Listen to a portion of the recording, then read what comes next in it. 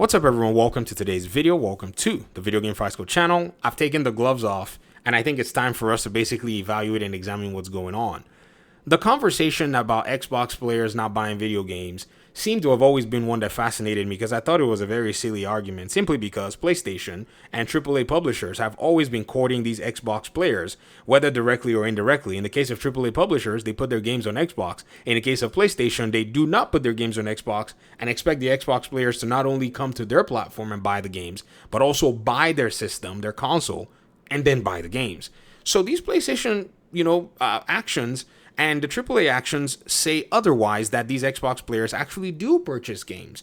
I think we may have something that may be a situation of a deficit in defining exactly what we're trying to say. And I think we're getting there. Common sense is making its way into the conversation. Two comments surfaced. One of them is really long and goes into attach rate conversations, which I don't care about in this conversation. That's not what we're talking about. We're talking about buying and not buying games. And another one talked about maybe the argument in the way I'm addressing it is taking it too literally. So shout out to these two individuals. We're going to read some of the comment pieces here, and we're going to talk about them. Cameron Ramey says, "You're taking this a little too literally. No one thinks that no one on Xbox buys any games at all. Xbox would be out of business if that was the case." I agree. But when you look at the splits of games like Resident Evil 4, which is 65% on PlayStation, 20% on Xbox, 15% on PC, you see why publishers are more focused on PlayStation. Okay, I want to put a stop there. Simply because just now your own data set shows that Xbox has a higher purchase rate for the Resident Evil game than PC did. I don't know where you got this data from, but why would the developers not focus on Xbox as well, seeing that for your ports for Xbox and PlayStation, because they're both consoles of similar magnitude, in some instances, at least without the Series S in play, that you actually focus on a 20% market, share. And for the PC, which is highly the easiest because you're building that game on PC, you focus on last like Rockstar does. Again, you see that all of this is actually quite dependent on the publisher and the game and the circumstances at the time. It never has depended on the entire platform itself, because we can pinpoint different games and see how all of them have kind of panned out with all of the different platforms in place and the different, parameters that they have to meet. Let's look at the second comment, the first part, because I think this is exactly where we're going to get to the bottom of the matter. Relevant Tangent 8442, thank you very much for actually putting this comment up here. I'm not going to read it all because all this attachment rate stuff is kind of weird. There's no science behind the statement of Xbox owners don't buy games, in quote. However, I've never taken the statement at face value and always understood the statement to mean the Xbox community is much smaller than the PlayStation community, thus do not possess the purchasing power necessary to motivate production. Okay, I never disputed that, and I don't think many Xbox players are disputing that simply because the data set has always been there. In fact, in my last few videos, I actually put that data set being over 50 plus million PlayStation 5 consoles sold versus 27 or so million Xbox Series consoles sold. So yes, the purchasing power in general as a pool for the Xbox Series players will be smaller than the purchasing power of the PS5 players. In fact, if a game launched on the PlayStation 4 as well, then obviously that number would skew heavily to the PlayStation side. Very obvious in general. But here's one thing that this whole conversation has been missing for the most part.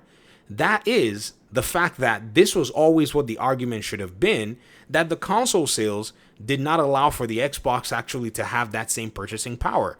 It didn't mean that the Xbox community was not buying or capable of buying games. It just meant that because PlayStation had the big numbers, their sales were always going to look the biggest. However, the notion that this meant that publishers and developers would abandon Xbox is false. It is categorically false because it does not take into account of how each developer and publisher sees the Xbox platform. The indie devs that are being cited in secrecy from SkillUp, from all of these people on the internet that we don't know about, seem to have a challenge in getting their games out to Xbox and making enough in sales. However, the AAA developers who have good marketing budgets are fine putting their games on Xbox because they consider it profitable.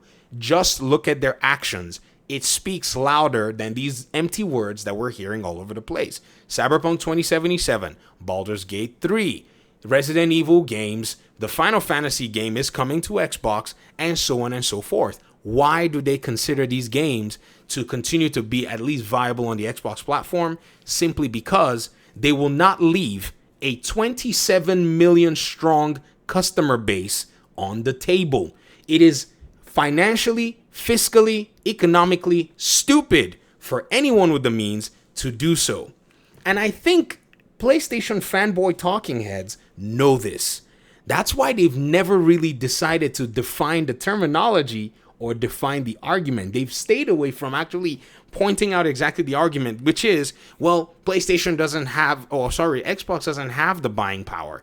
PlayStation has more of the buying power. But if you continue with that statement and say, however, anyone who wants to have the competitive edge would also be happy to leverage that smaller buying power of Xbox to push their profits a little bit higher.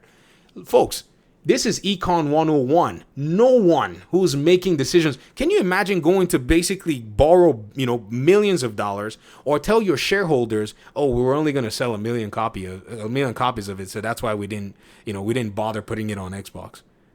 Your shareholders will look at you like you're an idiot. You're a fool. Shareholders have been asking, hard-cut questions. Look at Square Enix's business meeting. They asked about Sweet Baby Inc. Shareholders ask very good questions. In fact, I come from Tom Clancy's The Division 2. We were listening to shareholder meetings to know if they were going to make a Division 3 game. And in one of the shareholder meetings, a shareholder asked Ubisoft's chief and said, "What are you guys doing with the Division right now since you guys are making Division Heartland?" Like, we heard and we were like, wow, shareholders are paying attention.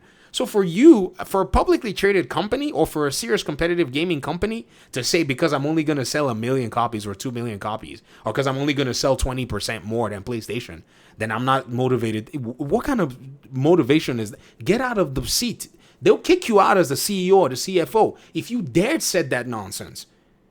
Ladies and gentlemen, you're in gaming, but you're in the biggest software business ever. So you need to start acting like it. If not, you're going to be looking at school children running all over the place saying that they have a podcast or something about video games. Yo, we are in it now. And for those AA developers that are having challenges coming on Xbox, I feel your pain. It's expensive to make a video game. I get it. I'm also working on my video game, so I understand the challenges. But man, if you continue to say that these challenges are there and so you're not going to go to Xbox, you're giving room to the AAA guys to come in and just keep dominating. And they're going to keep growing bigger and bigger. There's no slowing down for these guys. They have access to investor money. They have access to all kinds of different funding, shareholders and stocks and all that stuff. So you need to burn the midnight oil. You're going to have to do the hard work that it takes to build something from scratch, to be able to get into that space and thrive. And if you cannot get into that space and thrive, there are other things that you can probably spend your time doing as time goes on. But anyways, this is just my little, missive. Thanks for watching. Peace out.